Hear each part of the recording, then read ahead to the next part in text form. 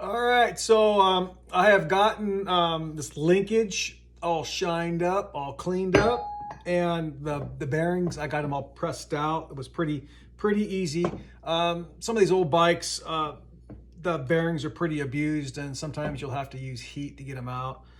These came out pretty easy, so makes life a little easier when that happens. So after I cleaned this up, I ran my little disc through each hole. And the object here is not to take off material, but to just clean it up, make sure there's no metal burrs in there as you try to, when you're pressing in your new bearings, you don't want anything to hold you up. You want those to slide in nice and easy. So I run that little disc in all these bearing holes.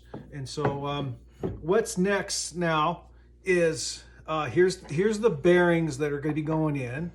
And then this is the roller bearing. This is kind of a pivoting ball, and this is where your rear shock connects up to your linkage. So I've already put in one of the pins, one of these pins I showed you before, these clips, excuse me, clips in one side.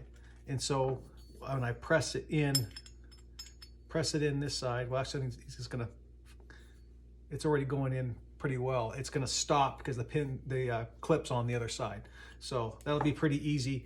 As far as the bearings here, we got two smalls and one large. The large is going to go in here. And what I like to do, and I'll show you this though, is that you'll see this side, and then there's this side. This side here is a little more stout. So when the time comes, this is the side to push on. I don't really like pushing on it because if you damage this surface, then your needles won't move inside that bearing. So you got to be really super careful. So what I'm going to do to eliminate damaging that bearing is that I have a little piece of steel. So what I'm going to set it up like this. I'm going to put the big socket in there.